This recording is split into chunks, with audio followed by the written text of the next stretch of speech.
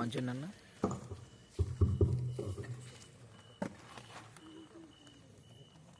మహోన్నతుడైన దేవునికి ముందుగా కృతజ్ఞతాస్తుతులు చెల్లిస్తున్నాయండి.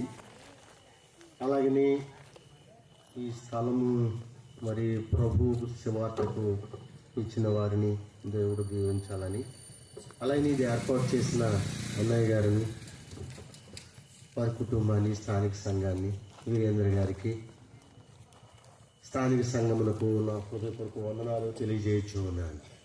దేవుడు మనల్ని ప్రేమించి మరొక నెలలో ఈ విధంగా కూడుకోవడానికి ఆయన మనకు సమయాన్ని ఇచ్చారు. మరి ఎంతో సంతోషము. తండ్రి అయిన దేవుడు మనల్ని ప్రేమించి సమయాన్ని ఇచ్చి ఇక్కడ కూర్చుని వినుటకు ఇచ్చిన సమయాన్ని బట్టి తండ్రిని దేవుని కృతజ్ఞతలు తెలియజేస్తున్నాను. అలాగే వచ్చి వినడానికి వచ్చిన మీ అందరికీ నా హృదయపూర్వక వందనాలు తెలియజేస్తున్నాను. దేవుడు మనల్ని ప్రేమించాడండి, ఈ అవకాశాన్ని ఇచ్చాడు. అయితే నేను ఒక పల్లవి ఓ చరణం పాట పాడాలనుకున్నాను. అది పాడిన తర్వాత వాక్యంలోకి వెళ్దండి. దాంట్లోని భావాన్ని, అర్థాన్ని గ్రహించాలి. గ్రహించినప్పుడు మనము వచ్చిన దానికి అర్థం ఉంటుందండి. ఆ మాటల యందు, ఆ పాటల యందు ఇక్కడ ఎవరు నిలబడి చెప్పినా పాడినా ఆ మాటలు మన హృదయంలో ఉంచుకోవడం వల్ల మనము ఆ యొక్క ప్రతిఫలాన్ని పొందుతామండి.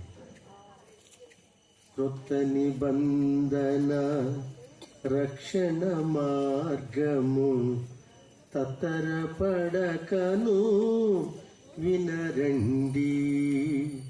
క్రొత్త నిబంధన రక్షణ మార్గము తత్తరపడకను వినరండి. ఉత్తమ మార్గము యూర్వీతలమున చిత్తములరగా జేకొనుడి. కృత నిబంధన రక్షణ మార్గము తత్తరపడకను వినరండి. యేసుని గూర్చిన వాక్యమే సత్యము. యేసుని గూర్చిన వాక్యమే సత్యము. యేసు సువార్తను వినవలెను. వాసిగ సత్యము స్వాతంత్రులుగా చేసి ప్రశాంతిని చేకూర్చున్. కృత నిబంధన రక్షణ మార్గము తత్తరపడకను వినరండి. పాపక్షమాపణ కొరకై విధిగా, పాపక్షమాపణ కొరకై విధిగా బాప్తిస్మమును పొందవలెన్. పరిశుద్ధాత్మయు అనువరదానము, పరిశుద్ధాత్మయు వరదనుదానము ప్రతి విశ్వాసియు బడయదగున్. కృత నిబంధన రక్షణ మార్గము తత్తరపడకను వినరండి. పరిశుద్ధ బైబిల్ గ్రంథంలో పాత నిబంధన, క్రొత్త నిబంధన అనేవి మనకు కనబడుతూ ఉంటాయి. పాత నిబంధనలో ఉన్న అందులోనూ కూడా రక్షించేవారు మరి ప్రవక్తలను ఏర్పాటు చేసి ఉన్నారు. ఇప్పుడు మనకు క్రొత్త నిబంధనలో ప్రభువైన యేసుక్రీస్తును రక్షకుడుగా ఈ లోకానికి పంపించి ఉన్నారు. 2026 సంవత్సరాల క్రితం ఆయన ఈ భూమి మీదకి వచ్చి ఆయన ఏ పరలోకమైతే ఉందని చెప్తున్నారో అది చూచి వచ్చిన వారిలో ఆయనే. అలాగనే ఈ భూమి మీద 33.5 సంవత్సరాలు బ్రతికి 3.5 సంవత్సరాలు సువార్త ప్రకటించి ఆయన చనిపోయి సమాధి చేయబడి తిరిగి లేచి నిరీక్షణ మనకు కలుగు చేశాడండి. నిరీక్షణ కలుగు. ఈ విశ్వాసము ద్వారా నిరీక్షణ ఉంది. ఏ నిరీక్షణ అండి? క్రీస్తు తిరిగి లేవడం వలన నిరీక్షణ ఉంది. ఆయన లేకపోతే విశ్వాసము లేదు, ప్రార్థన లేదు. ఆయన తిరిగి లేచి నేనుండు స్థలములో మీరుండులాగున మరలా వచ్చి మిమ్మల్ని తీసుకువెళ్తా అన్న ఆ నిరీక్షణ జీవముతో కూడిన నిరీక్షణ అండి. ఎలాంటిదండి? జీవముతో కూడిన నిరీక్షణ. మనం నిరీక్షించేది జీవముతో కూడిన నిరీక్షణ. వస్తానన్న ఆయన ముందుగా వస్తానన్నారు, వచ్చారు.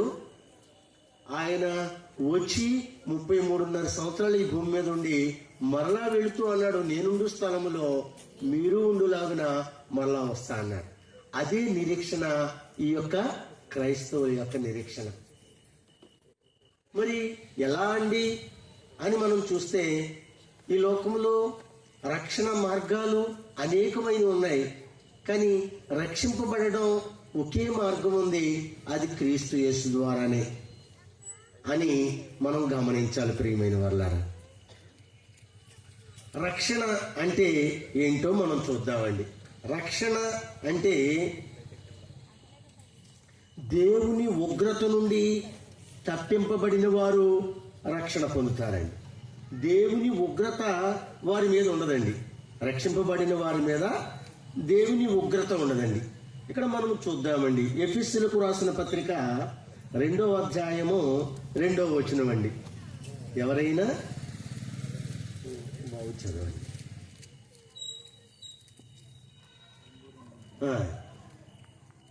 రక్షణ లేకపోవడం నశించిన స్థితిలో ఉండడం అండి.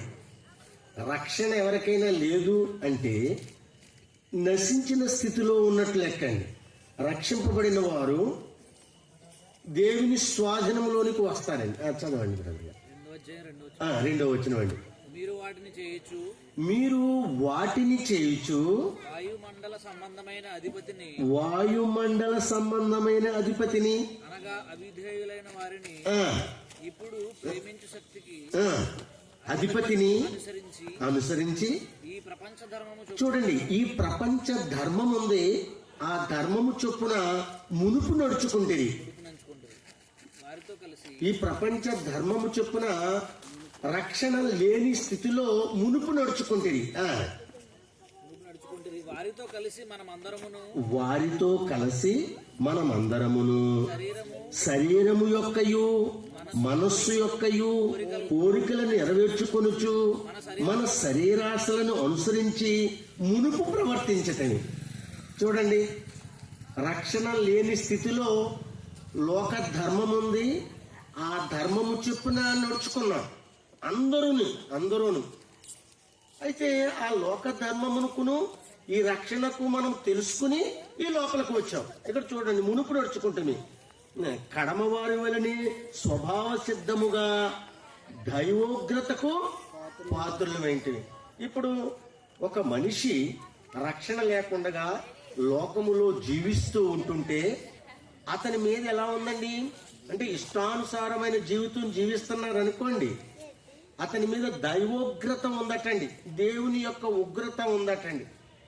దేవుడు మనను ఈ లోకంలో పంపించింది అనాలోచనంగా, అవిధేయగా, దుర్నీతి చేత బ్రతకాలని కాదండి, ఆయన బిడ్డలుగా బ్రతకాలని, నీతిగా యథార్థంగా బ్రతకాలని మనకి ఊపిరిని జీవమును ఇస్తూ ఉన్నాడండి ఇక్కడ ఉండడానికి. అయితే ఇస్తున్న మనము రక్షణ అనే ఒక సంకల్పము దేవుడు ఏర్పాటు చేశాడు. ఆ ఏర్పాటులోకి వచ్చిన వారందరూ రక్షించబడతారు. ఏర్పాటు విని కూడా రక్షణ లేకుండా జీవించారు. మనం అందరము కూడా మునుపు అలా ప్రవర్తించాము, అంటే లోకానుసారముగా ప్రవర్తించాము. ఇప్పుడు తెలుసుకుని ఈ రక్షణ భాగ్యంలోకి రావాలని, దేవుని యొక్క ఏర్పాటులోకి రావాలని కోరుచూ ఉన్నాడు. మనం చూద్దాం. హెబ్రీయులకు రాసిన పత్రిక 2వ అధ్యాయము 14వ వచనంలో ఈ మాటలు మరి విశేషంగా కనపడుతున్నాయి. ఒక వ్యక్తి రక్షింపబడాలని దేవుని చూసినప్పుడు మనము కూడా స్వతంత్రులము, అంటే దేవుణ్ణి కూడా ఎదిరించే స్థితి స్వతంత్రులకు ఉన్నదండి. అయితే లోబడాలని కోరుకుంటున్నాడు దేవుడు. రోబోలాగా మనుషులను చేయలేదండి. ఇష్టానుసారంగా విడిచిపెట్టాడండి, మనకి ఇష్టానుసారంగా ఉండాలని. కానీ మనమే క్రమబద్ధీకరించుకుంటూ రక్షణ ఏంటో తెలుసుకుని ఇందులోకి రావాలండి. కాబట్టి ఆ పిల్లలు ఏ పిల్లలండి? కాబట్టి ఆ పిల్లలు రక్తమాంసములు గలవారనందున ఈ యేసుక్రీస్తు ఎందుకు ఈ లోకానికి వచ్చాడంటే మనము రక్త మాంసములు గలవారమైనందున ఆ ప్రకారమే మరణము యొక్క బలము గలవారిని ఆ ప్రకారమే మరణము యొక్క బలము గలవారంటే లోకనాథుణ్ణి అనగా అపవాదిని మరణము ద్వారా నశింపజేయుటకు మరణము ద్వారా నశిస్తాడండి. వేరే మార్గం ద్వారా నశించడానికి లేదు. అపవాది మరణము ద్వారా నశింపజేయుటకును జీవితకాలమంతయు భయము చేత దాస్యమునకు లోబడిన వారిని విడిపించుటకును ఆయన కూడా రక్త మాంసముల్లో పాలువాడయ్యాడు. మనలాగే వచ్చాడు. మనకు రక్తం ఎలాగున్నదో రక్తానికండి ఎప్పుడూ ప్రాముఖ్యత ఇచ్చాడండి దేవుడు. ఆది కాండంలో నుండి కూడా రక్తాన్ని తినకూడదు అన్నాడు. రక్తం ఆహార పదార్థం కాదండి. రక్తం గడ్డకట్టుకుని తింటారని నాకు వినబడ్డది. అయితే ప్రియమైన వాళ్ళారా, రక్తం ఆహార పదార్థం కాదు. రక్తానికి ఒక ప్రత్యేకత ఇచ్చాడు దేవుడు. పూర్వకాలంలో నోవహు దినములలో ఆహారము వృక్షాలు మాత్రమే, ఆకుకూరలు మాత్రమే తినే రోజుల్లో ప్రపంచమంతా ఆ రోజున జలప్రళయమైన తర్వాత చరములను కూడా మనకు ఆహారముగా ఇచ్చాడండి తండ్రిని దేవుడు. ప్రియమైన వాళ్ళారా, కాబట్టి ఆయన అంటాడు రక్తమును మీరు తినకూడదని ఉంచాడు. అంటే రాబోయే కాలంలో ఈ రక్త మాంసంలో ఆయన పాల్వాడై ఆ రక్తమునకు ఎంత ప్రాముఖ్యత ఉందో మనం విమోచించడానికి దాన్ని తెలియజేస్తూ ఉన్నాడండి. ప్రియమైన వాళ్ళారా, చూడండి. రక్షింపబడటం అంటే దేవుని యొక్క ఉగ్రత నుండి తప్పించబడటం అండి. రక్షింపబడని వారి మీద దేవుని ఉగ్రత ఉంటది. అది ఏ విధంగా ఉంటది అనేది ఎవరికి తెలీదు. కానీ ప్రియమైన వాళ్ళారా, అపవాది యొక్క సరసాల నుండి విడిపించబడుట, మనస్సాక్షి యొక్క దోషారోపణ నుండి విడిపించబడడం. మనస్సాక్షి ఏదైనా చెడ్డ చెప్తున్నప్పుడు మనస్సాక్షి చెప్తా ఉంటది, అయ్యా నువ్వు ఈ మార్గం గుండా వెళుతూ ఉన్నావు, అది మంచిది కాదు అని ఎప్పుడు చెప్తుందండి. దాన్ని వాత వేస్తాడండి మానవుడు. ఏం చేస్తాడండి? వాత వేస్తాడండి. అంటే మాట్లాడకండి, వాత వేసిన కాడ స్పర్శ ఉండదు. నువ్వు మాట్లాడుకో, నేను చేసేది నాకు తెలుసు, అయినా సరే నేను ముందుకు వెళ్తానని లోకంలోనికి వెళ్ళిపోతాడని. ప్రియమైన వాళ్ళారా, అటువంటి మనస్సాక్షి కూడా మనకు చెప్తున్నప్పుడు మనము అర్థం చేసుకుని దేవుడు ఏం చెప్పాడో ఆ మాటలు వినాలండి. రక్షణ కాబట్టి ఇవన్నీ లేకుండా రక్షణ అనేది అర్ధరహితం. కాబట్టి ఈ రాత్రి వినుచున్న మీరు కొన్ని మాటలు మీ హృదయంలో ఉంచుకోవాలి. ఇక్కడ మనస్సు పెట్టాలి, హృదయము పెట్టాలి. మనస్సు హృదయము పెడితేనే ఈ మాటలు లోపలికి వెళతాయి. ప్రియమైన వాళ్ళు చేసేవాళ్ళు చేస్తూ ఉంటారు. మీరు ఇక్కడ వాక్యం మీదే మీ మనసులు పెట్టాలని కోరుచూ ఉన్నాను. ఇక్కడ ఇంకా ముందుకు వెళదాం. చూడండి, కొరింథీయులకు రాసిన 2వ పత్రిక 5వ అధ్యాయము 21వ వచనం.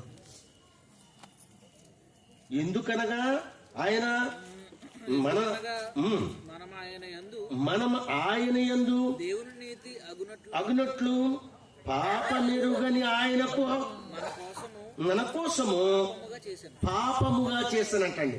తండ్రిని దేవుడు ఏం చేస్తాడండి?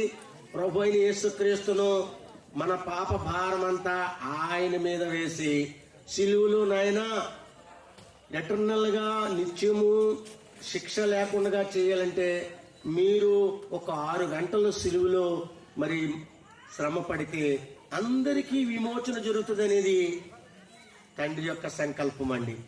అందుకని మన కోసము ఆయన ఈ లోకానికి పర్టికులర్ గా వచ్చాడు. తన ప్రజలను వారి పాపముల నుండి ఆయనే రక్షించును గనుక ఆయనకు యేసు అని పేరు పెట్టుదువనెను. యేసు అనే దానికి అర్థం ఏంటరా? రక్షకుడు. యేసు అంటే రక్షకుడు. దేని నుండి రక్షిస్తాడు అంటే పాపము నుండి రక్షిస్తాడండి. పాపం అనగా ఏంటండి? ఆజ్ఞ అతిక్రమమే పాపముగా చెప్పింది గ్రంథం. దేవుడు ఏదైతే చెప్పాడో అది చేయకుండా వేరొకటి చేయడమే పాపముగా చెప్పాడు. ప్రియమైన వాళ్ళ, మేలైనది చేయనెరిగియు అలాగూ చేయకపోతే పాపం అన్నాడండి.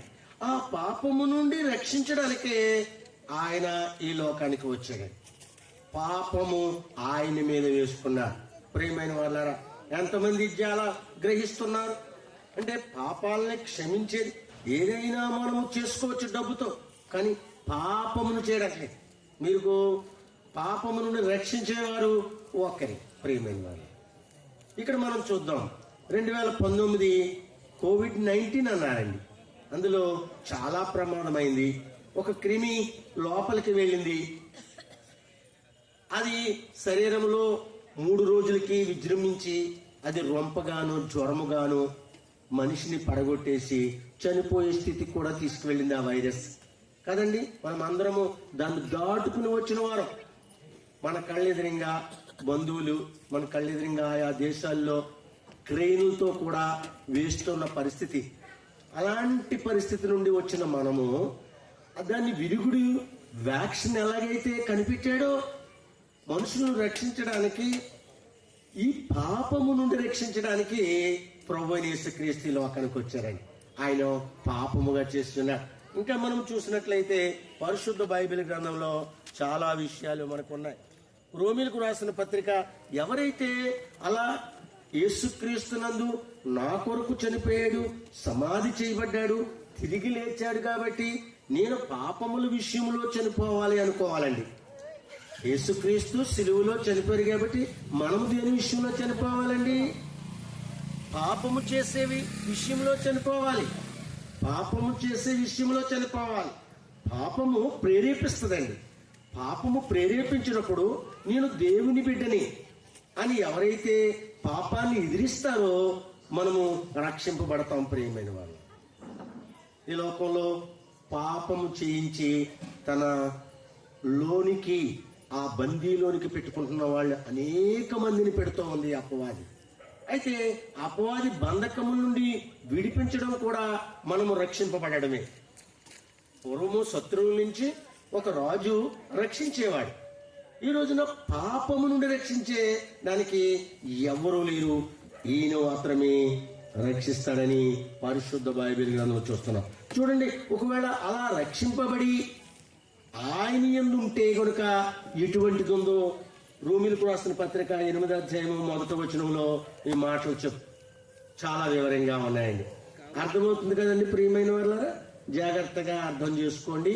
ఈ రాత్రి కొన్ని మాటలు మన హృదయంలో ఉంచుకుని వెళ్ళాలి. కాబట్టి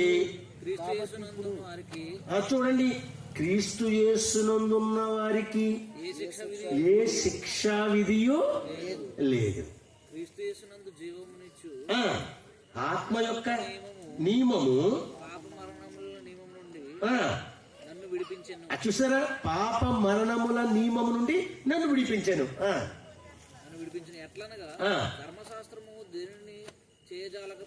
కాబట్టి ప్రియమైన వాళ్ళారా, రక్షించడం అనేది పాపము నుండి రక్షించడానికి ప్రతిదానికి ఉంటది. అయ్యో, ఆ డాక్టర్ గారు చాలా ప్రమాద స్థితిలో నుంచి నన్ను రక్షించాడండి అని అంటాం. నిజమే, మనకి ఏదైనా ప్రమాదం జరిగినప్పుడు భౌతిక సంబంధమైన డాక్టర్స్ అందుబాటులోకి వచ్చారు. పూర్వం ఒక్కరే ఉండేవారు. ఇప్పుడు చెవికి, ముక్కుకి, గుండెకి, అన్నిటికీ డాక్టర్స్ వచ్చారు. అది మంచిదేనండి, మంచిదే. ఈ ఆహార నియమాలు మారిని, అనారోగ్యాలు ఎక్కువైనాయి, డాక్టర్స్ కూడా ఎక్కువైంది, మందుల షాపులు కూడా ఎక్కువైనాయి. అయితే మన జీవన విధానం కూడా మనం చేయవలసి ఉంది. మనం ఏది పెడితే అది తినేసిన తర్వాత అది అనారోగ్యం వస్తుంది. కానీ జాగ్రత్తగానే ఉండాలి. ఎందుకు జాగ్రత్తగా ఉండాలంటే రక్షింపబడడానికి మనం వెతకాలి. ఒక విషయం ఇక్కడ చూడండి. అందుకని ఈ మాటలు తెలివిస్తున్నాడు. 5:9 చదవండి బ్రదర్ గారు. రోమిలకు రాసిన పత్రికే 5:9. అమ్మా, రక్షణ అనే అంశాన్ని మనం చెప్పుకున్నాం. ఏం చెప్పుకుంటున్నావురా? రక్షణ అంటే పాపము నుండి రక్షింపబడడం, దేవుని ఉగ్రత నుండి తప్పించబడడం.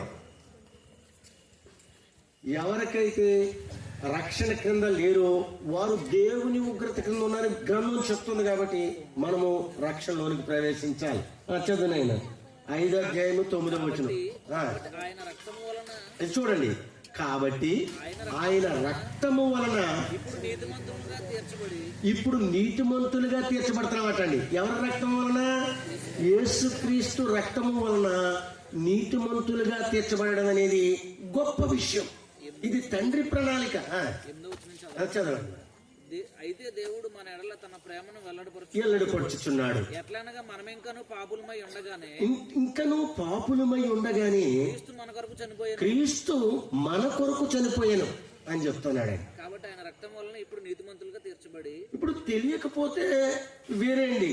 తెలుస్తున్నప్పుడు ఒక మంచి మార్గం గుండా ఇలా ఇల్లయ్యా నీకు గతుకులు ఉండవు అని చెప్పినప్పుడు మనం అలా వెళితే పెద్దలు చెప్పినట్టు గతుకులు లేకుండా వెళ్తాం. ఏది పడితే అది అని అంటే కొన్ని గతుకుల మార్గాలు కూడా ఉంటాయి. చెప్పినప్పుడు వినాలి.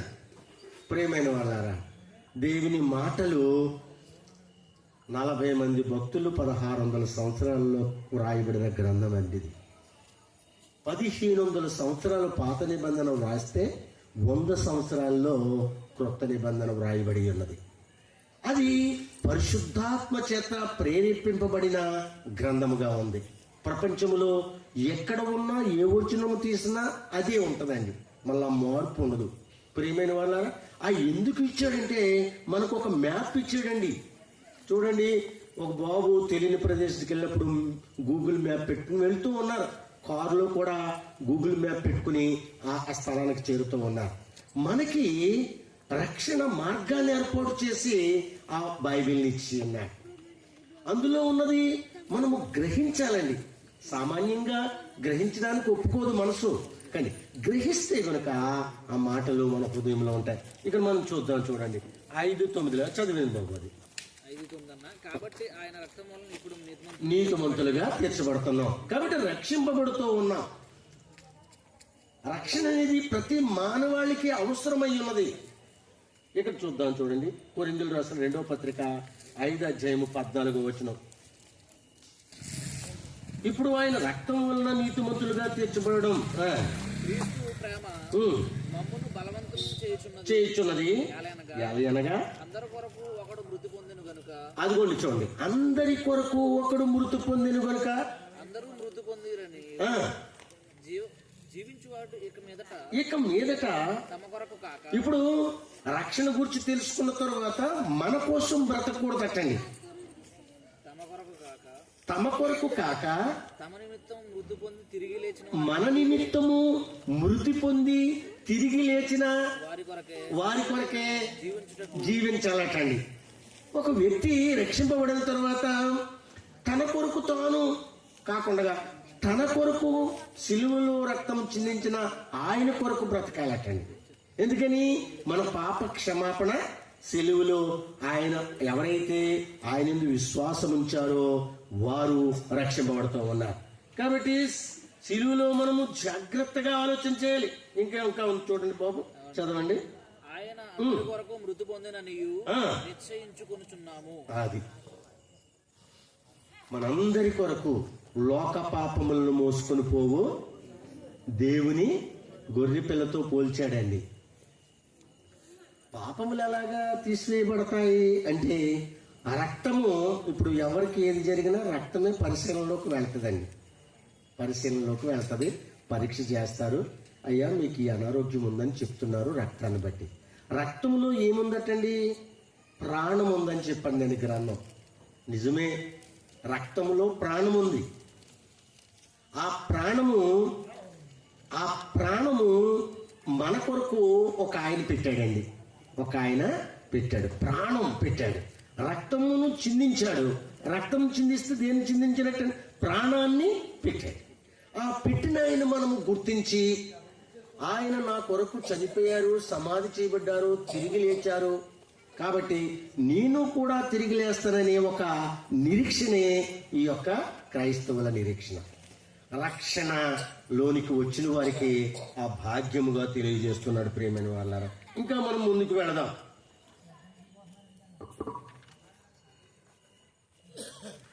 మూడో అధ్యాయం 14 చదివిన ఆయన 2 తిమోతి 3 అధ్యాయము 14 వచనం.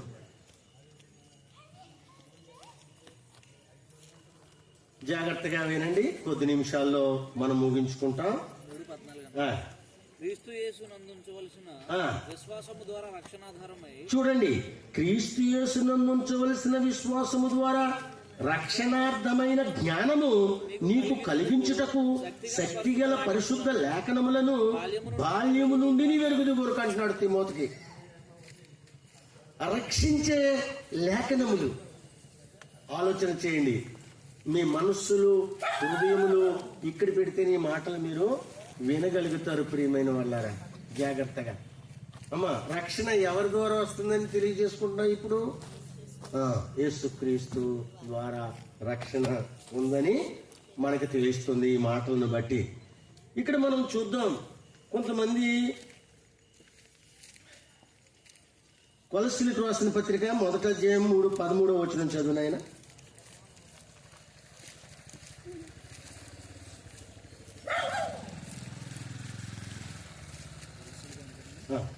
మొదటి అధ్యాయం 13వ వచనం. ఆయన మనలను అంధకార సంబంధమైన అధికారంలో నుండి విడుదల చేసి, అంధకార సంబంధమైన అధికారములో నుండి విడుదల చేసి తాను ప్రేమించిన తన కుమారుని యొక్క, చూడండి, తాను ప్రేమించిన తన కుమారుని యొక్క రాజ్య నివాసులుగా చేసి, రాజ్య నివాసులుగా చేస్తాడండి. రక్షింపబడిన వ్యక్తి రాజ్య నివాస అయిపోతాడు. రాజ్య నివాస అయితే పరమందున్న తండ్రి యొక్క స్వాస్థ్యము పొందుతామండి. అది ఎటర్నల్ లైఫ్ అండి. అది ఎటర్నల్ లైఫ్. భౌతిక సంబంధంగా నేను మంచి పని చేస్తున్నాను అంటే, అమ్మా నేను మంచి పనులు చేస్తున్నాను, నేను పరలోకం వెళ్తాను అంటే, లేదంటే మంచి ప్రదేశానికి వెళ్తాను అంటే అది కాదు. మంచి పనులు వేరు, పాప క్షమాపణ జరగడం వేరు. ఇక్కడ మనం చూసినట్లయితే కొర్నేలి అనే వ్యక్తిని మనం చూస్తున్నాం అపోస్తల కార్యం 10వ అధ్యాయంలో. ఆ కొర్నేలి శతాధిపతి, ఇటలీ పటాలంలో ఉన్నాడు. తండ్రిని దేవుడు ఒక దూతను పంపించాడు వారింటికి పంపించి దూత దర్శనంలో ఏం మాట్లాడుతుందో మనం విందాం, జాగ్రత్తగా విందాం. చదువునైనా 10వ అధ్యాయము మొదటి నుంచి. ఇటలీ పటాలం అనబడిన పటాలంలో, అమ్మ చూడండి, శతాధిపతి అయిన కొర్నేలి. శతాధిపతి అంటే 100 మందికి అధిపతి, కమాండర్. అతనికి ఏమీ లోటు లేదండి. కానీ ఏం జరిగిందో చూద్దాం. కిందకి చదవను. ఆయన కొర్నేలియను భక్తిపరుడు కైసరిలో ఉండెను. అతడు తన ఇంటి వారందరితో కూడా దేవుని యందు భయభక్తులు గలవాడై ఉండి ఏం చేశాడు? తను తన ఇంటి వారందరితో కూడా ఏ దేవుడో తెలియదు గాని దేవుని యందు భయభక్తులు కలిగి ఉన్నాడటండి. అంటే దేవుని పేరు పెట్టలేదు ఆయన కైసరిలో ఉన్నాడు. భక్తితో దేవుని వెతుకుతున్నాడు. ఎవరు నన్ను నిజమైన వారు ఎవరు అని ఆయన ఆలోచన చేస్తూ చాలా భక్తిగా ఉంటున్నాడండి తన అందరూ వాటితో. ఇంకా ఏమన్నారు? ప్రజలకు బహుధర్మం చేయొచ్చు. అమ్మా ఏం చేస్తున్నాడు రా? ఇక్కడ వినాలండి. ప్రజలకు బహుధర్మం చేయుచున్నాడట. ఎవరు? కొర్నేలి. అమ్మ గుర్తుపెట్టుకోండి, ఇంటికి వెళ్ళిన తర్వాత ఏదో విన్నానని కాదు, ఈ మాటలు విని మళ్ళా ధ్యానిస్తేనే అవి లోపల ఉంటాయి. కొర్నేలి అన్య జీవితం జీవిస్తూ ఉన్నాడు. ఎవరో తెలియదు కానీ భక్తిగా ఉంటున్నాడు. ఏ దేవుడో తెలియదు కానీ ప్రార్థన చేస్తూ ఉన్నాడు. యూదులు కమాండర్లో యూదులు అక్కడ ఉన్న వాళ్ళని చూసి ప్రార్థన నేర్చుకున్నాడు, ప్రార్థన చేస్తూ ఉన్నాడు. అయితే ఏం జరిగిందో చూద్దాం. ఆయన బహు ధర్మం చేస్తూ ఉన్నాడు. అంత మాత్రాన రక్షింపబడినట్టు కాదు. ప్రార్థన చేస్తున్నానండి, నేను రక్షింపబడలేదు కానీ ప్రార్థన చేస్తున్నానండి, మాత్రం నిత్యము ప్రార్థన చేస్తున్నానని నాకు తెలుసండి అంటే ప్రార్థన మనల్ని రక్షించదు. ఇక్కడ మనం చూద్దాం. పగలు ఇంచుమించు ఆ 3 గంటల వేళకు దేవుని ఆయన ప్రార్థనలో ఉన్నాడట. పగలు ఇంచుమించు 3 గంటల వేళప్పుడు. అంటే కొన్ని ప్రదేశాల్లో కొన్ని సమయాల్లో మోకరించి తండ్రికి ప్రార్థన చేస్తూ ఉంటారు. దానియేలు ముమ్మారు ప్రార్థన చేశాడు. 7 సార్లు దావీదు చేసేవాడు ప్రార్థన. ప్రియమైన వాళ్ళారా, వారికి అవసరమైన దేవుడు ఇక్కడ కొర్నేలు కూడా ప్రార్థన చేస్తూ ఉన్నాడు. అప్పుడు దర్శనం వచ్చింది. ఆ దర్శనంలో దూత ఏం మాట్లాడుతుందో విన్నాం. కొర్నేలి అని పిలుచుట దర్శనమందు తేటగా కనపడదట. అతడు దూత వైపు తేరి చూశాడు. ప్రకాశమానంగా ఉంది. భయపడ్డాడు. ఆ వెలుగు ఏంటి అని. ప్రభువా ఏమని అడిగాను. అందుకు దూత ప్రార్థనలను ఏం జరిగిందమ్మా? నీ ప్రార్థనలను నీ ధర్మకార్యములను దేవుని సన్నిధికి జ్ఞాపకార్థముగా చేరినవి. ఇప్పుడు అమ్మా ఎక్కడికి వెళ్తాయల్వా ప్రార్థనలు? ఎవరు చేసినా హృదయపూర్వకంగా ప్రార్థన చేస్తే దేవుని సన్నిధికి ఎలా వెళ్తారా? జ్ఞాపకార్థముగా చేరినవంట. జ్ఞాపకార్థం అంటే తప్పుగా వెళుతూ ఉన్నాయి. తప్పుగా వెళుతున్న మీ ప్రార్థన నత్తి ప్రార్థన అవ్వచ్చు. లేదంటే నాకు అంతగా వల్లించడం లేదండి. వల్లించక్కర్లేదండి ప్రార్థన. ప్రార్థన అంటే తండ్రిని దేవునితో మాట్లాడుట. ప్రార్థన అంటే ఏంటరా? సంభాషించుట. మనం చెప్పుకుంటాం ఏదైనా, ఆయన మనకిచ్చేవారిగా ఉంటారు. అర్థమైంది కదమ్మా? కాబట్టి ప్రార్థన చేసినంత మాత్రాన కొర్నేలి రక్షింపబడినట్ట? మీరు చెప్పండి. మీరు వింటున్నారు కదా. ధర్మకార్యాలు చేస్తూ ఉన్నాడు, రక్షింపబడినట్ట? లేదండి. ఇప్పుడు ఒక మాట, ప్రాముఖ్యమైన మాట చెప్తుంది దూత. ఏమనంటే, నీవు ఎప్పేక మనుషులను పంపు. ఎందుకని అంటే అక్కడ అపోస్తుడైన పేతురు ఉన్నాడు. ఇప్పుడు తండ్రి అయిన దేవుని దగ్గర నుంచేమో ఆ వర్తమానం ప్రభువైన యేసుక్రీస్తు భూలోకానికి తెచ్చారు. ఈ భూలోకం తెచ్చిన ఆయన 12 మంది శిష్యులు రాత్రంతా ప్రార్థన చేస్తే 12 మందికి ఇచ్చారండి. ఆ 12 మంది సర్వలోకమునకు వెళ్ళి సర్వ సృష్టికి సువార్తను ప్రకటించడానికి సిద్ధపడ్డారండి. కమెండ్ అండి. ఆయన తిరిగి లేచిన తర్వాత చెప్పిన మాటలండి అవి. ఎవరినండి? 12 మంది శిష్యులు ఇచ్చాడండి. అప్పటికి వేల మంది కంటిన్యూ అవుతున్నారండి. ఆయన వెనకాల పడుతూ ఉన్నారు. కానీ అందులో నుండి 70 మంది వచ్చారు. ఆ 70 మందిలో నుండి 12 మందిని ప్రత్యేకంగా ఇచ్చాడండి. అందులో ఒక ఆయన తోమ అని ఆయన ఈ యొక్క కేరళ రాష్ట్రం వచ్చాడండి. అందులో ఆయన అప్పట్లో మరి ఓడ మీద ప్రయాణం చేస్తుంటాడు. అక్కడికి వచ్చి తరువాత మద్రాసులో కూడా ఆయన చనిపోవడం జరిగింది. ప్రియమైన వాళ్ళారా, 12 మంది. ఎంతమందిరా? 12 మంది. అందులో పేతురు అనే వ్యక్తికి ఎందువలన ఈ ప్రత్యేకించి దర్శనం వచ్చి ఎప్పికి పంపమంటున్నాడు అంటే, అపోస్తుల్ని చెప్పాడు ఆ బోధ. ఏ బోధ పడితే ఆ బోధ మనల్ని రక్షించదు. ఆ బోధ ఎటువంటిదై ఉండాలి? తండ్రైన దేవుడు ప్రభువైన యేసుక్రీస్తు ద్వారా తెచ్చినదై ఉండాలి. ఆ తెచ్చినది ఈ 12 మందికి ఇచ్చినదై ఉండాలి. ఆ ఇచ్చినది వాళ్ళు చేస్తేనే ఆ రోజుల్లో అది సరైన బోధ. కాబట్టి ఈ బోధ చెప్పేవాడు ఎప్పేలో ఉన్నాడు. నువ్వు ఎప్పేకు మనుషులను పంపించు. అతడు రక్షణ గూర్చి నీకేం కావాలో, నువ్వు ఏదైతే వెతుకుతున్నావో ఆ రక్షణ గూర్చి ఆ మాటలు మీకు చెప్తాడన్నాడండి. ఎవరండి? దూత. ఎవరితో అన్నాడండి? కొర్నేలుతో. ఎక్కడ పంపించమన్నాడండి? ఎప్పేకు. ఎప్పేకి ఎందుకు వెళ్ళాలి చెప్పండి? అక్కడ ఒక అపోస్తులుడు ఉన్నాడు. శిష్యుల్లో ఒకడైన పేతురు ఉన్నాడు అక్కడ. ఆ పేతురు ఏ మాటల వల్ల ఆయన పిలిపించుకుంటే రక్షణ గురించి మీకు మాటలు చెప్తాడు, మీరు రక్షించబడతారు అని ఎవరు చెప్పారండి? దూత చెప్పిందండి. ఎక్కడి నుంచి వచ్చిందండి అది? ఆవిడ ఆ పరలోకం నుంచి వచ్చింది. అడ్రస్ ఇచ్చి పంపించాడు దర్శనంలో. ఆ యొక్క పరలోక దూత చెప్పగానే ఇతను కొర్నేలు ముగ్గురిని పంపించాడు. ఆయనను రప్పించుకున్నాడు. యూదులతో అన్యులతో యూదులు సహవాసం చేయరు కాబట్టి ఎన్నో దర్శనాల ద్వారా పొంది అవుననిపించుకుని ఆయన ఇంటికి రావడం జరిగింది. ప్రియమైన ఇప్పుడు దేవుని మాటలు విని విశ్వసించి మారు మనసు పొందితే రక్షణ వస్తుందా? ప్రార్థన చేసుకుంటే వచ్చేస్తుందండి? మారు మనసు పొంది రక్షింపబడితే, ఇదిగో ఆయన నా కొరకు 2026 సంవత్సరాల క్రితం చనిపోయాడు, సమాధి చేయబడి తిరిగి లేచాడని విశ్వాసం మనం కలిగి ఉంటే రక్షింపబడతాం. రక్షింపబడితే ఆ రక్షింపబడే మాటలు ఇందులో ఉన్నాయండి. దీని ద్వారానే వెళ్ళాలండి. ఎన్నో పిట్ట కథలు లేకపోతే ఏయో చెప్పే మాటలు కాదండి ఇవి. ప్రియమైన వాళ్ళ, ఈ అపోస్తలుడు రక్షణను కూర్చిన మాటలు చెప్తాడని చెప్పినప్పుడు ఆయన రప్పించుకోవడం జరిగింది. ఆయన వచ్చి ఆ మాటలు చెప్పినప్పుడు ఆయనను ఆ ఇంటి వారందరూ కూడా రక్షించబడ్డారండి. ప్రియమైన వాళ్ళారా, ఆలోచన చేయండి. రక్షణ చాలా ప్రాముఖ్యమైనది. ఒక వ్యక్తికి రక్షింపబడడం అనేది చాలా అవసరం. అది ఈ మార్గం గుండా వెళుతుందో చూద్దాం. కాబట్టి ప్రార్థన ద్వారా రక్షణ లేదు.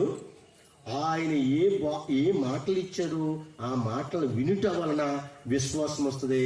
విశ్వాసం వచ్చిన తర్వాత నేను కూడా ఆయనను విశ్వసిస్తున్నాను కాబట్టి క్రియకు బాప్తిస్మంలోకి వెళుతుందండి. అప్పుడు రక్షించబడతాడు. ఇక్కడ మనం చూద్దాం. ఒక వ్యక్తి ఉన్నాడు, ధనవంతుడై ఉన్నాడు, ధర్మశాస్త్రంలో ఉన్నాడు. మత్తయి సువార్త 19:16 జాగ్రత్తగా చూద్దాం. ఈ మాటలు చెప్పిన తర్వాత నేను ముగిస్తాను. మీకు ఈ రోజు రాత్రి రక్షణ అనేదాన్ని మనం తెలియజేసుకుంటున్నాం. పక్కకు వెళ్ళలేదు. రక్షణ అంటే ఏంటమ్మా? దేవుని ఉగ్రత నుండి. దేవుని ఉగ్రత ఎందుకు మన మీద ఉంది అంటే, ఎదిగిన తరువాత పాపం చేశారు మనిషి. ఎవరు పాపమో మన మీదకి రాలేదు, మనమే పాపం చేసుకుని దేవునికి దూరం అయ్యాం. ఒక మనిషి పాపం చేస్తే దేవునికి దగ్గర అవడండి, దూరం అయిపోతాడండి. మీకు తెలుసు, ఆదికాండంలో వాళ్ళు ఆజ్ఞ అతిక్రమించారు, చెట్టు చోటకి వెళ్ళడం జరిగింది. ఎవరండి వాళ్ళు?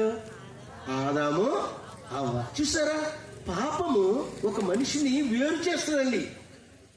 ఆ వేరైపోయిన మనిషిని తిరిగి తండ్రి దగ్గరికి తీసుకురావడానికే ఈ బలిని ఏర్పాటు చేశాడు, ఈ రక్షణను ఏర్పాటు చేశారు. ఎవరు? తండ్రి అయిన దేవుడు. మీకు అర్థమైంది కదండి. ఏ మానవుడైతే పాపము చేసి లోకములోను శాపములోను దేవుని ఉగ్రత కింద ఉన్నాడో ఆ ఉగ్రత నుండి తప్పించడానికే ప్రభువైన యేసుక్రీస్తుని లోకానికి పంపించాడు. ఆయన మన కొరకు సిలువలో మరణించాడు. ఆయనలో ఏ పాపము లేదు అన్నాడు. ఆయన నాలో ఎవరైనా పాపం ఉన్నదని మీలో ఎవరైనా స్థాపించగలరా అన్నాడని. కాబట్టి ఈ లోకములో పాపము లేకుండా జీవించిన వ్యక్తి కాబట్టి మన పాపాలని తీసివేయడానికి ఆ పవిత్రమైన, నిష్కళంకమైన, నిర్దోషమైన రక్తము మనకి ఉపయోగకరంగా అయిందండి. మీకు అర్థమవుతుందా ప్రియమైన వాళ్ళారా? ఈ రాత్రి మనం ఆలోచన చేయాలి.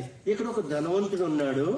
అతనికి బహు ఆస్తి ఉంది, విస్తారమైన ఆస్తి ఉంది. కానీ ఏదో కొదువు ఉంది అతనికి. నేను నిత్య జీవం పొందాలంటే ఏం చేయాలి అని మనసులో అనుకున్నాడు. మంచిదే, అలా అనుకోవడం మంచిదే. కానీ మంచి వ్యక్తి దగ్గరికి వచ్చాడు, యేసు ప్రభు దగ్గరికి. ఆయన్ను మోకరించాడు. సద్బోధకుడా, నేను నిత్య జీవం పొందాలంటే నేను ఏం చెయ్యాలి అని అడిగాడు. చాలా బహుధనవంతుడు. చదువుదామండి. అందుకు ఆయన మంచి కార్యం గురించి నన్ను ఎందుకు అడుగుతున్నావు? 16 నుంచి చదివేయండి బ్రదర్ గారు. ఇదిగో ఒకడు ఆయన యొద్దకు వచ్చి ఒకడు అన్నాడు, బోధకుడా, నిత్య జీవం పొందుటకు నేను ఏ మంచి కార్యం చేయవాలి? ఎంత మంచి క్వశ్చన్. నిత్యము జీవించే స్థితి ఉందండి. ఇక్కడ ఆ స్థితి లేదు. 70 సంవత్సరములు 80 సంవత్సరములు అధిక బలం ఉంటే. ప్రియమైన వాళ్ళారా, నిత్య జీవం పొందాలంటే నేనేం చెయ్యాలి అని అడిగాడండి. అంటే మంచి మనసుతో వచ్చాడు. అందుకు ఆయన మంచి కార్యం గురించి నన్ను ఎందుకు అడుగుతున్నావు? మంచివాడు ఒక్కడే. నీవు జీవంలో ప్రవేశింపగోరిని ఎడలా, అదిగో నీవు జీవములో ప్రవేశింపగోరిని ఎడలా ఆజ్ఞలను గైకోనమని చెప్పాను. ఆ ధర్మశాస్త్రం కింద ఉన్నాడు కాబట్టి ఆజ్ఞలు గైకోయ్యా అన్నాడండి. అతడు ఏ ఆజ్ఞలని ఆయన అడగా మళ్ళా అతను ప్రశ్నించాడండి, ఏ ఆజ్ఞలు కోరుకోవాలి నేను అని. యేసు నరహత్య చేయవద్దు, నరహత్య చేయవద్దు, వ్యభిచరించవద్దు, వ్యభిచరించొద్దు, దొంగిలింపవద్దు, దొంగిలింపవద్దు, అబద్ధ సాక్ష్యం పలకవద్దు, తల్లిదండ్రులను సన్మానించాలి, ముద్దాప్యములు విడిచిపెట్టుకో, నిన్ను వలె నీ పొరుగు వారిని ప్రేమించమనే ఆజ్ఞలు ఉన్నాయి కదా, అవి పాటించు అన్నాడండి. అయితే అతని సమాధానం చూడండి. అందుకు ఆ యవ్వనుడు మరలా, ఇతను ఎవరండి, ఏ వయసులో ఉన్నాడు? యవ్వన కాలంలో ఆ ఆలోచన రాదు, నిత్యజీవం పొందుదామని లోకంలోనే పరిగెడతా ఉంటారు. కానీ ఇతను రక్షింపబడడానికి సమీపముగా ఉన్నాడు. ఇవన్నీ అనుసరించుతూనే ఉన్నాడు. అబ్బా, ఎంత మంచి మాట అన్నాడు. ఇవన్నీ నేను చిన్నప్పటి నుంచి అనుసరిస్తూనే ఉన్నాను అన్నాడు. ఇక నాకు పొదుగు ఏమని ఆయన అడిగాను. అంటే పరిపూర్ణంగా కాకపోయినా అతను మంచి చేశాడు. యేసు ప్రభు అతను ప్రేమించాడు. ఇంకా నాకు పొదుగు ఏంటి అని అడిగాడు. అందుకు యేసు, నీవు పరిపూర్ణుడగుడు కోరిని ఎడల పోయి నీ ఆస్తిని అమ్మి బేదలకిమ్ము, అప్పుడు పరలోకమందు నీకు ధనము కలుగును, నీవు వచ్చి నన్ను వెంబడించమని అతనితో చెప్పాను. ఆ తర్వాత ఏమన్నాడండి? అయితే అమ్మా, చక్కగా ఉంది అక్కడ దాకా సంభాషణ. ఆయనకి బాంబు పేలినట్టుగా పేలింది ఆ మాట. ఏమన్నాడండి? అయితే ఆ యవ్వనుడు మిగులు ఆస్తి గలవాడు గనుక, యవ్వనుడు మిగులు ఆస్తి అన్నట్టండి, ఆస్తి గలవాడు గనుక ఆ మాట విని వ్యసనపడుచు వెళ్ళిపోయి, ఇదైతే మన పని అవదు అనిపోయి. చూసారా ప్రియమైన వాళ్ళారా, రక్షణ సమీపముగా వచ్చి రక్షణ పొందకుండా వీని తిరిగి వెళ్ళిపోయాడు. ఏదొడ్డొచ్చిందో చెప్పండి ఇప్పుడు? ఆస్తి, ధనము, ఇవన్నీ అడ్డొచ్చినాయండి ఆయనకి. చక్కటి క్వశ్చన్ వేశాడు, నేను నిత్యజీవం పొందాలంటే ఏం చేయాలని. కానీ చివరి వరకు నిలబడ్డా? నిలబడలేదు. అతను ఏమన్నాడంటే అండి బాబు, లూకాసు వార్త 18:18లో ఇతడు అధికారి కూడా, ఇతడు మంచి అధికారి, అతడు మంచివాడు, అతడు ఆజ్ఞలు గైకొన్నవాడు. కాబట్టి ఇంత మంచి ఆలోచించిన వ్యక్తి దగ్గర దాకా వచ్చి రక్షణ పొందకుండా వెళ్ళిపోవడం జరిగింది. మధ్యలో ధనము, విపరీతమైన ఆస్తి వలన అతడు వెళ్ళిపోవడం జరిగింది. చదువు నేను 18:18 లూకాసు వార్త. అధికారి ఆయనను చూచి, సద్బోధకుడా, నిత్య జీవానికి వారసులు అవడం సామాన్యం కాదండి చేయవలనని ఆయన అడిగాను. అందుకు యేసు, నేను సత్పురుషుడని ఎలా చెప్తున్నావు? దేవుడు ఒక్కడే తప్ప. అంటే నేను ఒక అధికారి అండి ఇతను. కానీ అధికారము మనం రక్షించదు, ధనము మనం రక్షించదు. ఓన్లీ ప్రార్థన చేస్తానండి, రక్షించదు. ఓన్లీ ధర్మకార్యాలు చేస్తూ ఉంటానండి, అది రక్షించదు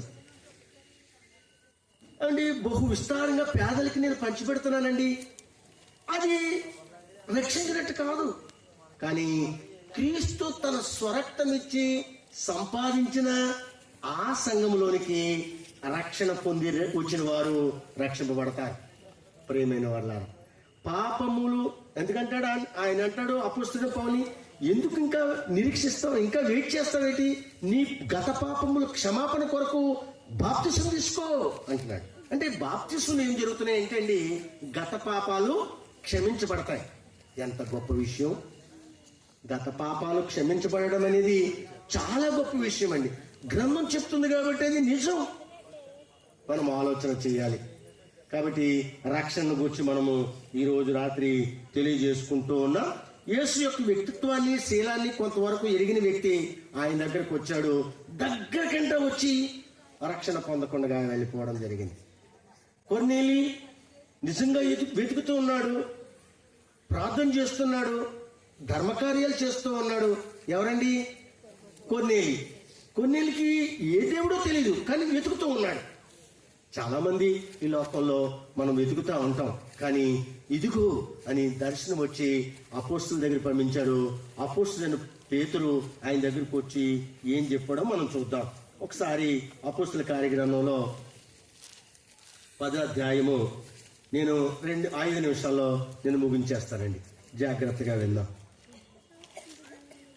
అపోస్తలుల కార్యగ్రంథం 10వ అధ్యాయం 23వ వచనం చదువు నాయన.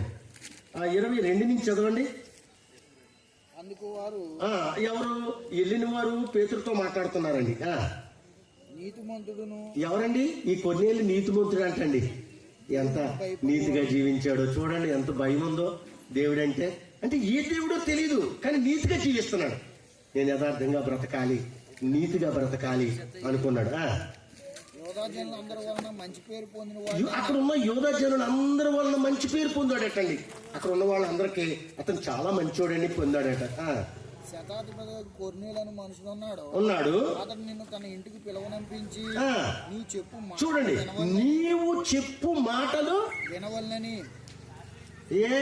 ఎవరు చెప్తే దోత చెప్తే వినేస్తే సరిపోద్ది కదా? కాదు, నీవు చెప్పిందే. ఎందుకంటే దోత చెప్పింది నీ పేరు.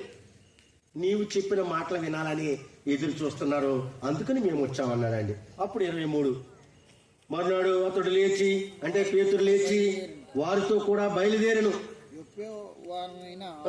సహోదరులు వారితో కూడా వెళ్ళి మర్నాడు వారు కైసరులో ప్రవేశించిరి. అప్పుడు కొర్నేలి తన బంధువులను ముఖ్య స్నేహితులను పిలిపించి వారి కొరకు కనిపెట్టుకుని. ఇప్పుడు మనం ఎలాగా అన్నయ్య గారు ప్రతి ఇంటికి రండి ఈ రోజు రాత్రి మరి దేవుని మాటలు వినండి ఎలా చెప్పాడో, ఈ కొర్నేలి ఒక్కడితో ఆ బంధువులతోటే ఉండలేదండి. ఇంకా ఎవరెవరైతే ఉన్నారో బంధువులు అందరినీ పిలిపించుకొచ్చా ఇంట్లో కూర్చోబెట్టాడటండి. లోపలికి రాగానే అమ్మో దూత చెప్పిందంటే ఈయన సామాన్యుడు కాదని కోళ్ళ మీద పడిపోయాడండి. కోళ్ళ మీద పడితే నేను నీలాంటి నరుణ్ణి దీవించలేదండి. ఇలాగా నేను నీలాంటి నరుణ్ణి ఇలా చేయకూడదు అని ఆయన పైకి లేవనెత్తి ఎందుకు పిలిచారు నన్ను అన్నప్పుడు ఇలా జరిగింది. 4 రోజుల క్రితం నాకు దర్శనములు ఇలా చెప్పారు, నీ పేరు చెప్పారు, నీకు ఏమి ఇచ్చి పంపించారు అవి నాకు చెప్పినప్పుడు ఆయన చెప్పినప్పుడు అతను తప్పనిసరిగా రక్షింపబడ్డారు. తను తన బంధువులు మిత్రులు స్నేహితులు అందరూ రక్షించబడ్డారండి. రక్షణ అంటే ఏమనుకున్నావురా? దేవుని ఉగ్రత నుండి పాపము నుండి విమోచింపబడుతున్నాం, దేవుని ఉగ్రత నుండి తప్పిపెడుతున్నాం, అపవాది బంధకాల నుంచి తప్పిపెడుతున్నాం. మనస్సాక్షి యొక్క దానికి లోబడాలండి. మనస్సాక్షి మనం ఏదైనా మాట్లాడుతున్నప్పుడు ఇది నిజమే అనాలండి మనస్సాక్షి. కానీ అనదండి. కొన్నిసార్లు ఎవరన్నా ఏదన్నా తప్పుడు మాట్లాడుతున్నప్పుడు మనస్సాక్షి అంటది నువ్వు అలా మాట్లాడకుండా ఉండవలసింది అంటది.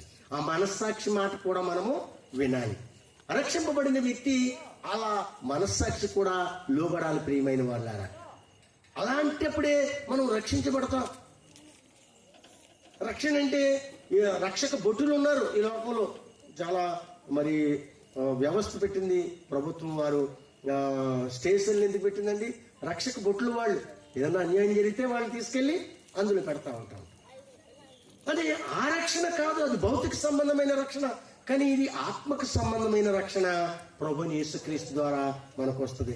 ఒక మాట చదివి మనం ముగించుకుందాం. అపోస్తలుల కార్యగ్రంథం 8వ అధ్యాయము. మరి రక్షణ పొందడానికి ఎవరు సిద్ధంగా ఉన్నారు? మన హృదయంలో నిశ్చయించిన కొలది మనము రక్షణ పొందడానికి ముందుకు రావాలి. ప్రియమైన వాళ్ళ, ఆయన ఏందే రక్షణ ఉందని తెలిసినా కూడా మనము అయోగ్యంగా ఉండకూడదు. చదువు నాయన 8వ అధ్యాయము అపోస్తలుల కార్యగ్రంథం తీశారు నాయన 8వ అధ్యాయము 26 నుంచి చదవండి బ్రదర్ గారు. అమ్మా ముగించేస్తున్నాను, జాగ్రత్తగా వినండి ఈ మాటలు. లేచి దక్షిణంగా వెళ్ళి యెరూషలేము నుండి గాజాకు పోవు మార్గమందు కలుసుకొనమని ఫిలిప్పుతో చెప్పగా, అక్కడ ఒక సువార్తికుడు ఉన్నాడు. ఒక ఆయన రథం మీద వెళ్తూ ఉన్నాడు. రథం మీద వెళ్తూ పరిశుద్ధ బైబిల్ గ్రంథాన్ని అప్పుడు చుట్ట మాట అండి యెషయా గ్రంథాన్ని చదువుతున్నాడు. చుట్ట ఎలా ఉంటదండి? ఇలా ఇలా ఇలా చుట్టేసి ఉంటది. ఇప్పుడు ఆ పుస్తకంలో లేదండి ప్రింటెడ్.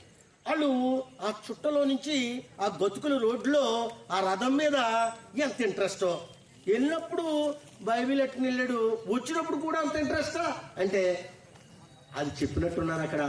అది వినడానికి ఇది ఎవరు, ఈ మాటలు నాకు ఏం చెప్తున్నాయి అని ఆలోచన చేస్తున్నాడండి.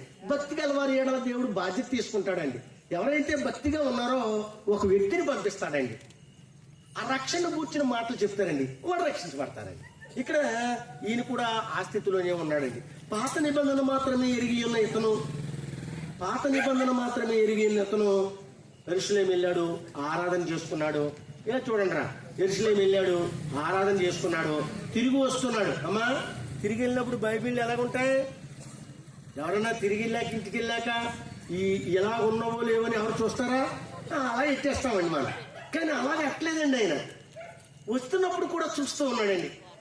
ఆరాధించి ముగించుకుని వస్తున్నప్పుడు కూడా గ్రంథాన్ని తెరిచి అలాగా ఆ చుట్ట తీసి ఆ యొక్క ఉన్న మాటలు చూస్తే ఈ మాటలు ఉన్నాయి. చూడండి బాబు, ఈ 31 వచ్చిందండి.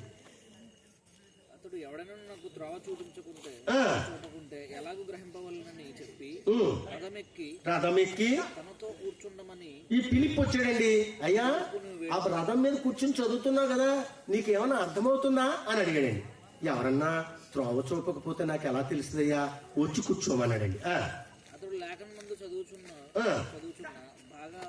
బాగా మీదనగా ఆయన గొర్రెవలే వదకు తేబడిను, బొచ్చు కత్తిరించి వాని ఎదుట గొర్రె పిల్ల ఎలాగూ మౌనంగా ఉండును, అలాగే ఆయన నోరు తెరవకుండాను. ఈ మాటలు చదువుతున్నాడు కానండి, అర్థం అవుతలేదండి. కొన్నిసార్లు బైబిల్ చదువుతున్నాడు, మనకు కూడా కొన్ని మాటలు అర్థమవు. అలా అర్థమవున స్థితిలో అసలు ప్రయత్నం చేస్తున్నాడు కదా, ఒక వ్యక్తిని పంపించాడండి. అతను అన్నాడు, రథం మీద చదువుతున్నావు కదా, నీకేమైనా అర్థమవుతున్నాయంటే, నాకు ఎవరన్నా త్రోవ చూపకపోతే నాకు ఎలాగ అర్థమవుతుందంటే, వచ్చి కూర్చో అన్నాడండి. రథం ఎక్కి కూర్చోను. ఓ చిన్నపిల్లలా చెప్పాడండి, ఏమయ్యా, నేను కందాకార ద్రాణి దగ్గర ఆర్థిక శాఖ మంత్రిని, నేను రథం మీద వెళ్తున్నాను, ఏంటి నువ్వు మాట్లాడుతున్నావు నాతోటి, వెళ్ళిపో. చిన్న చూపు చూడలేదండి. ఎవరైనా తెలియజేయకపోతే నాకు ఎలా తెలుస్తాయి అన్నాడు. ఓ చిన్న పిల్లలాగా తెలుసుకునేటప్పుడు అంత ఆతృత ఉండాలని మనకు కూడా. దేవుని విషయాలు మరి ముఖ్యంగా ఆతృతగా వినాలి. కానీ ఈ లోక విషయాల కంటే దేవుని విషయాలు కొద్ది కఠినంగా ఉంటాయి. లోక విషయాలు అయితే అలా చెవి పెడతామండి. కానీ ఈయన దేవుని మాటలు చదువుతున్నప్పుడు లోపలికి ఎక్కి కూర్చుని ఏం చేశాడో చూద్దాం. 34 చదివినాయన. అప్పుడు నపుంసకుడు ప్రవక్త ఎవరి గురించి ఎలాగ చెప్పుచున్నాడో. బైబిల్ చదువుతున్నప్పుడు ఈ క్వశ్చన్ వేసుకోవాలండి. ఈ ప్రవక్త ఎవరిని గురించి చెప్తున్నాడు? తన్ను గుర్చియా, వేరొకని గుర్చియా, అతని గురించి చెప్పుకుంటున్నాడా, వేరొకని గురించి చెప్తున్నాడా? దయచేసి నాకు తెలపమని పిలుపుని అడిగాను. అది అర్థం అవ్వలేదు, చెప్పయ్యా అన్నాడు. అప్పుడు ఏం చదవండి. అందుకు పిలుపు నోరు తెరిచి ఆ లేఖనం అనుసరించి అతనికి యేసును గురించి సువార్త ప్రకటించను. ఏం చేశారమ్మా? ఏం చేశారు?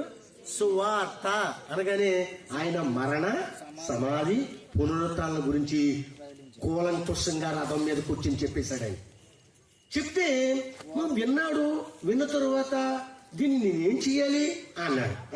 వారు త్రోవలో వెళ్ళుచుండగా నీళ్లున్న ఓ చోటుకు వచ్చినప్పుడు ఆయన చెప్తున్నప్పుడు అన్నాడు, నీవు విన్నావు కాబట్టి నీవు బాప్తీసం తీసుకోవాల్సిన అవసరత కూడా ఉంది, నువ్వు రక్షింపబడాలంటే అని చెప్పాడండి. అప్పుడు ఏమన్నాడు చూడండి. నపుంసకుడు ఇదిగో నీళ్లున్నాయి, నాకు బాప్తీసం ఇచ్చుటకు నాకు ఆటంకం ఏమైనా ఉన్నదయ్యా?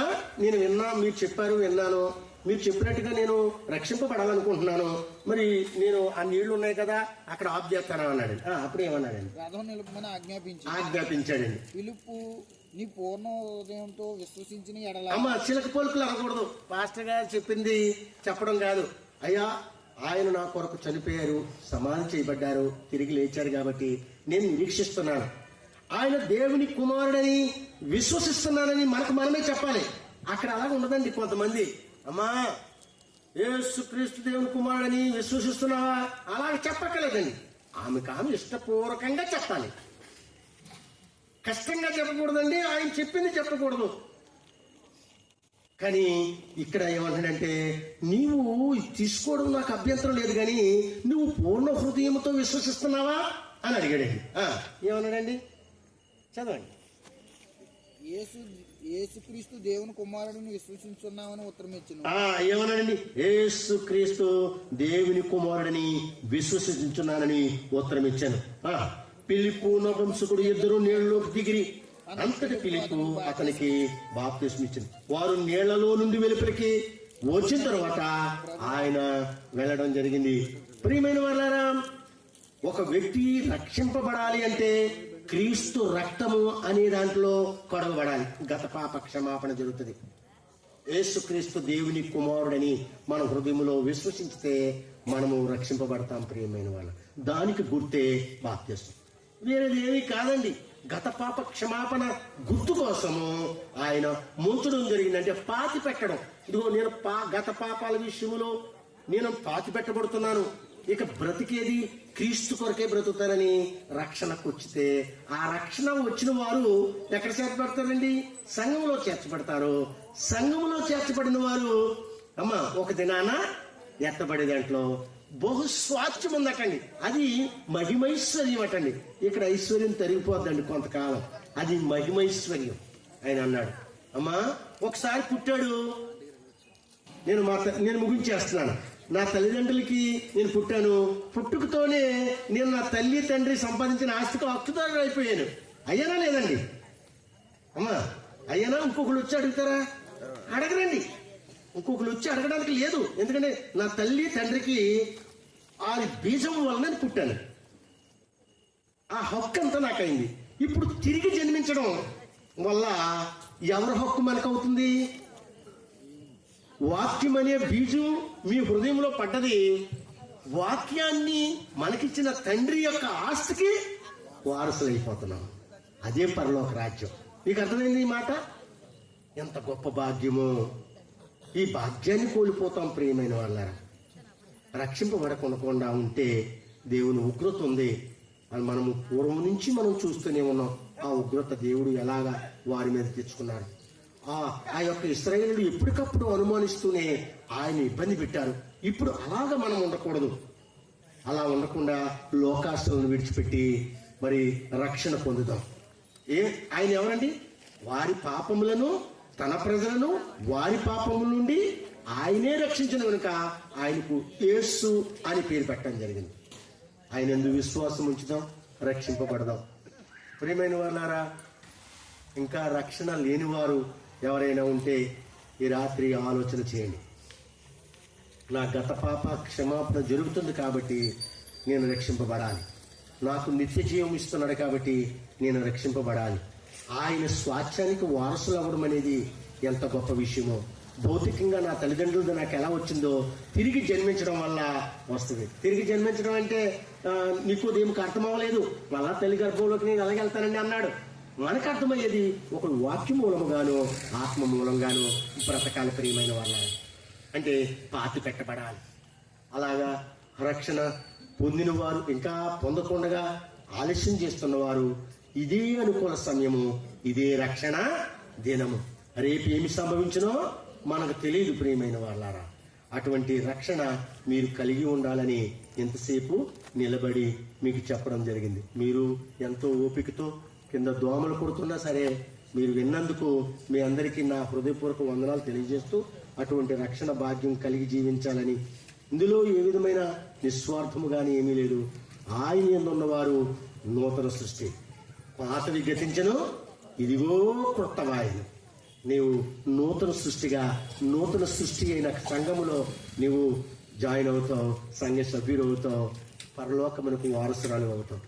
అటువంటి భాగ్యాన్ని మీరు పొందాలని, మేము పొంది ఉన్నాము, మీరు పొందాలని కోరుతూ ఈ మాటలు ఆయన వినికిడిలో దీవించాలని కోరుతూ సమయం ఇచ్చిన మరి స్థానిక సువార్థికులకి అలాగే అన్నయ్య గారికి వారి కుటుంబానికి స్థానిక సంఘమునకు నా హృదయపూర్వక వందనాలు తెలియజేస్తూ ఈ మాటలు ముగిస్తూ ఉన్నానండి. సమయం అన్నయ్య గారికి ఇస్తున్నాను. చూడండి సంతోషం. నిజమే ప్రియమైన వాళ్ళారా, రక్షణ అనేటువంటిది భూమి మీద ఉన్నటువంటి ప్రతి మనిషికి కూడా అవసరమే. ఎందుకనగా తల్లి గర్భం నుండి తండ్రి అయిన దేవుడు భూమి మీద మనం దయచేశాడు. తండ్రి అయిన దేవుడు తల్లి గర్భం నుండి భూమి మీద మనం దయచేశాడు. అలాగే దయచేసినటువంటి దేవుడు మరలా ఆయన దగ్గరికి మనం వెళ్ళాలంటే ఒక రక్షణ ఒకటే మార్గం. రక్షణ మార్గం ద్వారా ఆయన దగ్గరికి వెళ్ళాలి తప్ప మరొక మార్గం లేదన్న సంగతిని సహోదరులు అద్భుత రీతిగా గ్రంథంలో ఉన్నటువంటి విషయాలు తెలియజేస్తూ మనకు అర్థమయ్యే రీతిలో చెప్పినందుకు సహోదరులకు ప్రత్యేక వందనాలు. దేవునికి కృతజ్ఞత ఆస్తులు చెల్లించుకుంటూ ఈ కూడికకు సహకరించినటువంటి సహోదరులు మరి వీరందరి గారికి కూడా ప్రత్యేక వందనాలు.